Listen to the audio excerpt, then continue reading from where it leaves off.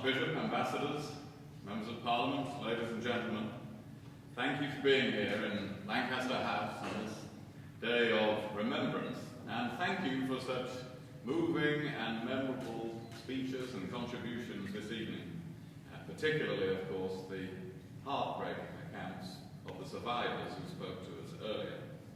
As we all here tonight well know, and as we've been reminded this evening, it's 18 years ago this week that more than 8,000 men and boys were murdered in Srebrenica by the Bosnian Serb forces of Ratko Mladic. An act of genocide committed on European soil only 5 decades after the liberation of Nazi death camps in 1945. And this evening we remember those innocent victims. We pay tribute to the incredible strength and fortitude of the bereaved, and we renew our determination never to let the forces of prejudice, hatred, and evil go unchecked. It is sadly true, as others have observed this evening, that the world can't honestly say that it will always prevent such events from happening again, everywhere in the world. But we can say we will do our utmost to learn from them and to do everything we can to prevent such events happening again. Today, more than 400 victims, again as we've heard earlier, were finally given the dignity of a proper burial.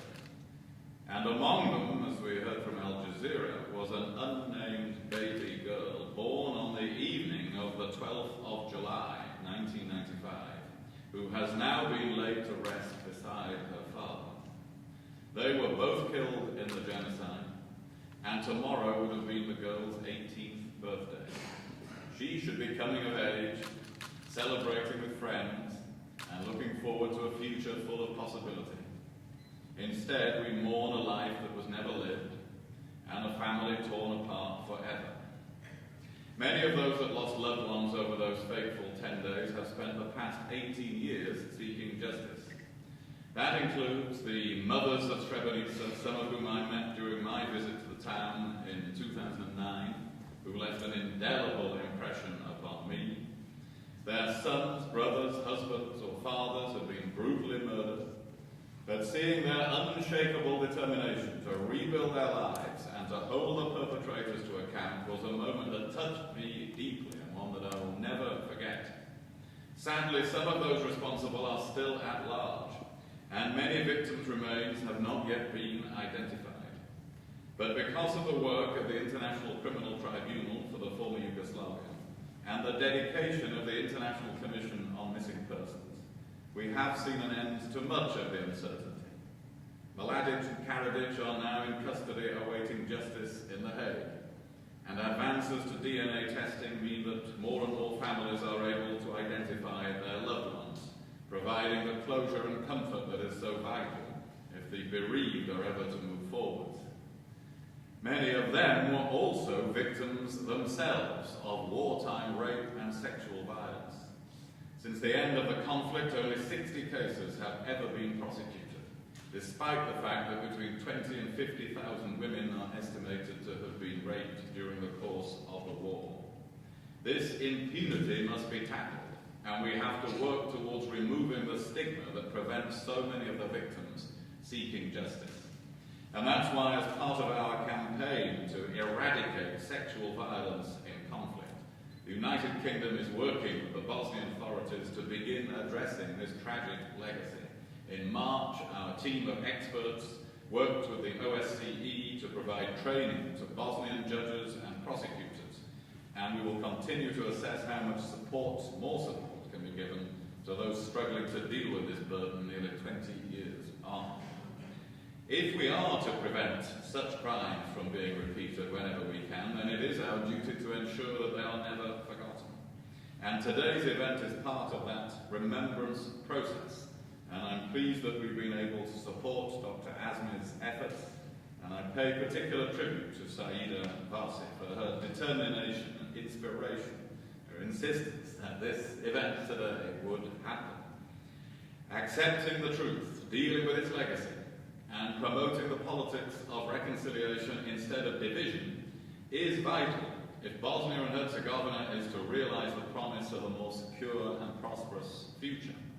Bosnia has enjoyed 18 years of peace, and much has been achieved. A good deal of it was achieved by Lord Ashton, who we heard from earlier.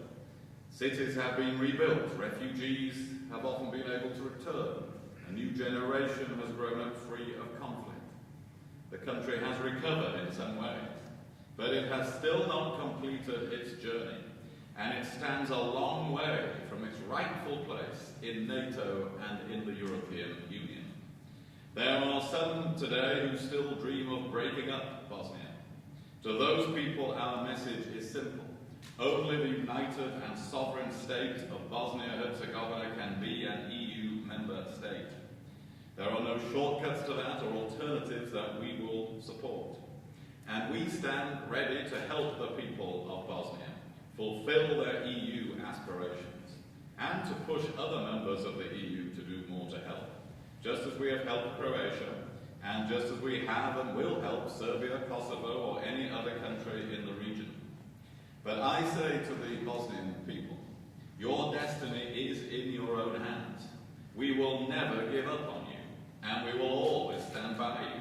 We will keep the door open to the EU and NATO for you. But it is your task to walk through it, and you should demand nothing less from your leaders than that they work to take the necessary steps. So today, as we remember the innocent victims of Srebrenica, I urge the country's political leaders to work together, and I remind them of their duty towards their citizens, who deserve all the benefits of working together with the whole of the European Union in the 21st century. If you fail to work towards that goal, then you fail your own children and your own future. For ensuring that the country is tolerant, inclusive, and at peace must be the lasting tribute to Srebrenica's victims. Tonight, our thoughts are with them and their loved ones. Let us honour their memory and reaffirm the conviction that this, one of the darkest and most tragic chapters in human history, and most certainly in European history, must never be forgotten.